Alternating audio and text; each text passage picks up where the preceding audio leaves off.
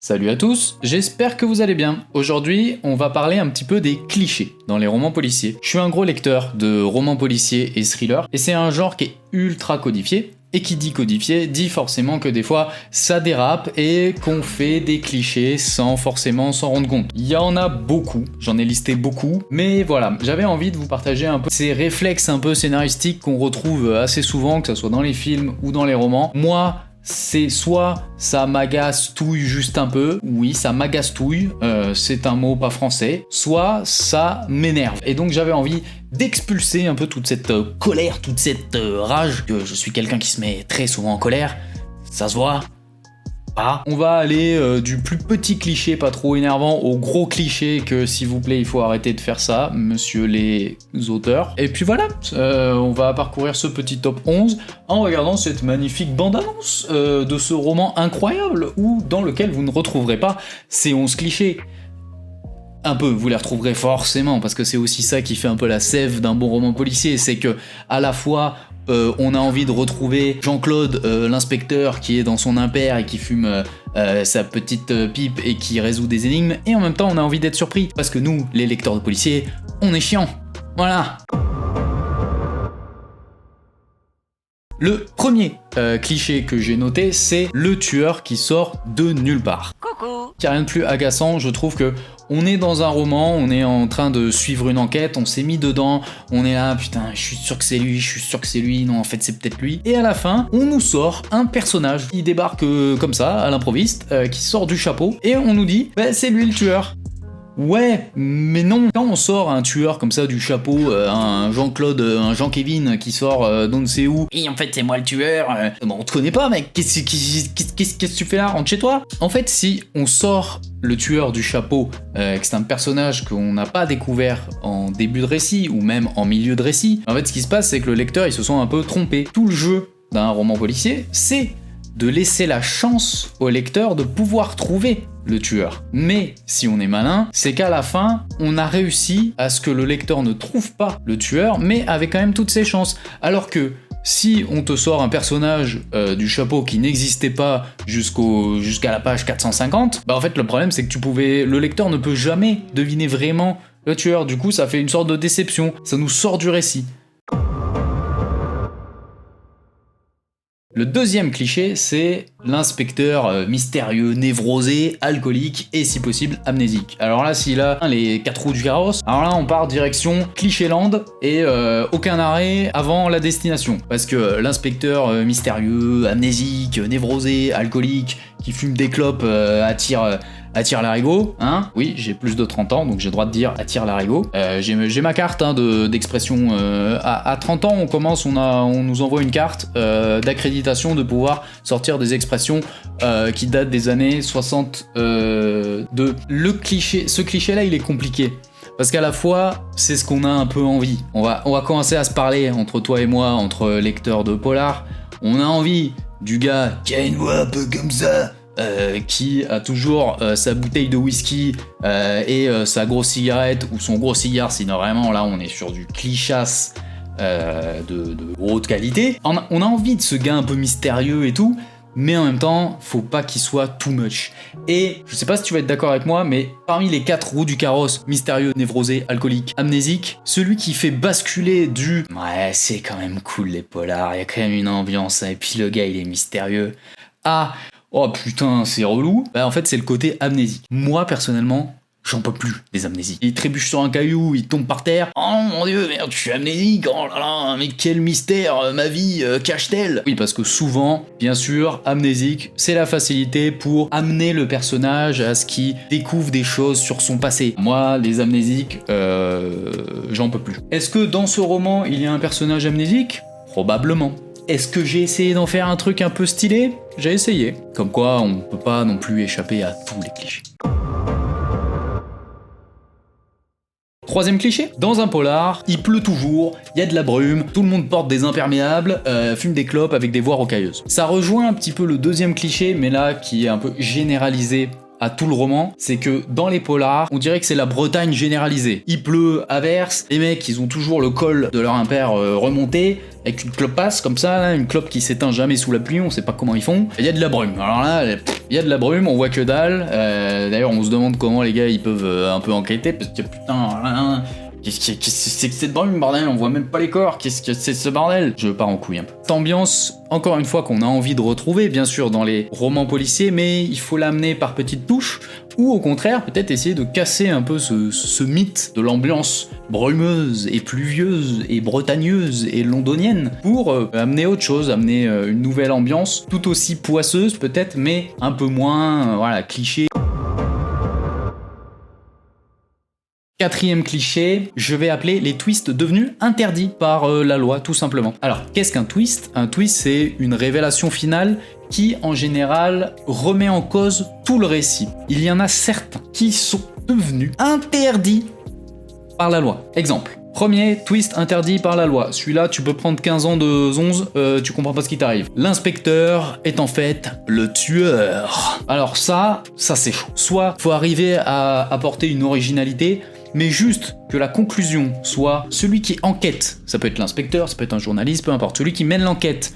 En fait, on te dit que c'est lui le tueur. Non, non monsieur, désolé, je n'accepte plus ce genre de récit. Tu ne dois pas mentir à ton lecteur. Tu peux lui cacher des choses, mais tu ne peux pas mentir à ton lecteur. Tu ne peux pas dire à ton lecteur, à faire croire à ton lecteur que le héros est quelqu'un de gentil, pour au final, à la fin, lui dire que c'est un tueur. Alors bien sûr, voilà, il y a plein de subtilités et c'est pas aussi carré. Mais pour moi, le cliché, quand il est pris au sens strict, c'est-à-dire comme un mensonge de « en fait, ton héros, c'est un méchant », c'est pas possible, c'est trop décevant. Il faut l'amener avec plus de subtilité. Deuxième twist totalement interdit, c'est le twist sur twist sur twist, sur twist again.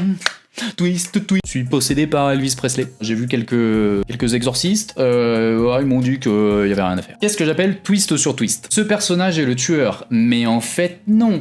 Il faisait croire pour protéger le vrai tueur, mais c'est pas non plus le vrai tueur, parce qu'en fait le vrai tueur, il a fait ça par accident, mais en fait l'accident, le tueur avait déjà tué, mais c'était le vrai tueur, mais non, parce qu'en fait le vrai tueur se faisait passer. Voilà, c'est un embroglio, de révélation sur révélation sur révélation, qui fait que on n'est plus du tout dans la cohérence du récit, mais juste on a envie de surprendre pour surprendre. À la fois c'est décevant parce que on a une histoire qui est bien construite jusqu'à la fin où ça part en couille et en fait ça n'a plus aucun sens, parce que quand on commence à décortiquer on se rend compte que c'est totalement incohérent, et en plus ça désamorce complètement un twist final et beaucoup plus impactant parce qu'on fait monter la sauce jusqu'à la révélation finale, que une série de révélations qui essayent tant bien que mal d'être plus surprenantes que la précédente, ce qui fait que en fait tout est désamorcé et que la surprise retombe complètement. Cinquième cliché, le tueur qui tue aussi facilement qu'il ne se mouche. Il éternue, boum, hécatombe, il a tué 4 personnes. Et ça rejoint un sujet assez important, je trouve, dans les romans policiers, c'est qu'il ne faut jamais prendre un meurtre à la légère. Et certains romans policiers essayent juste de faire du spectaculaire, du gore pour le gore, d'enchaîner les meurtres, sans réfléchir à ce que ça implique de tuer quelqu'un. Vous allez me dire, mec, ta phrase, elle me fait flipper, je vais te signaler. Mais ce que je veux dire, c'est que quand on écrit des romans policiers, il faut qu'on arrive à se mettre en empathie avec un meurtrier, forcément, pour pouvoir construire un récit crédible, pour pouvoir essayer de proposer autre chose que « Oui, je suis un tueur, je tue parce que j'aime bien ça, moi j'aime le chaos, je suis le Joker ». Non, quelqu'un qui en arrive à ôter la vie à quelqu'un, il faut arriver à essayer de s'imaginer et de comprendre à quel point c'est un acte désespéré, un acte extrême, et en fait le réduire à une série de meurtres de plus en plus atroces, c'est oublier que rien que tuer une personne, mais c'est un truc... C'est un truc extrême, impensable. Il faut recontextualiser ça et pas banaliser le meurtre. Et ce que j'aime pas dans les romans policiers, c'est quand le meurtrier, il est là, c'est comme s'il faisait une partie de domino. Ah bah tiens, il y a un passant dans la rue, bah tiens, je vais le tuer. Pour moi, ça m'énerve. Ce cliché de le tueur qui tue hyper facilement. Sixième cliché, le Deus Ex Machina. Alors, Deus Ex Machina, en fonction de l'inspiration de chacun, ça peut être témoin clé qui sort du chapeau en mode « Ah oui, en fait, moi je suis le voisin, et puis en fait j'ai vu le tueur, c'est Jean Eustache. » Ou alors, le tueur qui était un monstre de machiavélisme, qui avait placé tous ses pions, et qui d'un coup... Oh mince, oh, j'ai oublié mon ADN sur la scène de crime, oh j'avais oublié qu'il fallait pas faire ça. Ou alors le flic se balade comme ça et tombe nez à nez avec le tueur au coin d'une rue. C'est tous ces événements appelés Deus Ex Machina. Donc en gros, qu'est-ce que le Deus Ex Machina? C'est une apparition divine qui va résoudre tous les problèmes en un claquement de doigts. Ça, s'il y a un top 3 des pires choses à faire dans un scénario, dans un récit, dans une fiction, je pense que il se place très très bien. Le Deus Ex Machina, il repart avec une petite médaille, hein. Ça c'est sûr. Septième cliché, le sidekick rigolo qui meurt obligatoirement à la fin.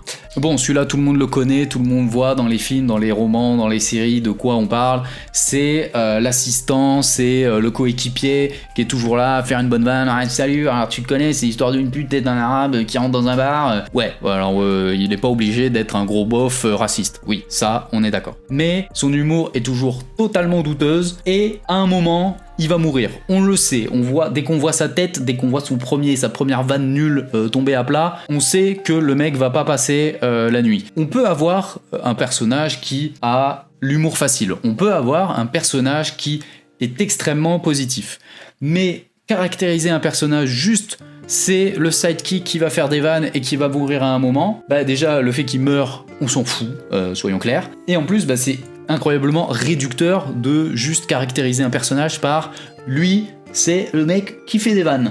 Voilà. Et si possible, des vannes nulles.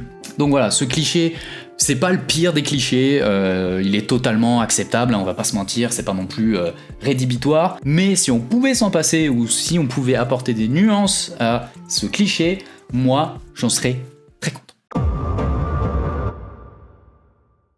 Huitième cliché, c'est la femme fatale qui fait en général baver l'inspecteur, qui est souvent une victime, soit collatérale, soit directe, et qui en général souvent est la tueuse ou la complice. On voit tous qui est cette femme fatale, au même niveau que le sidekick rigolo. Caractériser une femme par « elle est fatale, elle fait avoir le zizi tout dur à l'inspecteur » et c'est une victime qui en fait est pas si victime que ça, parce que c'est la tueuse. Voilà, ça c'est fait. En fait c'est...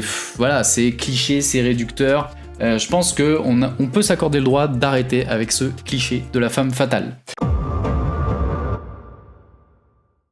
Neuvième cliché, c'est parti.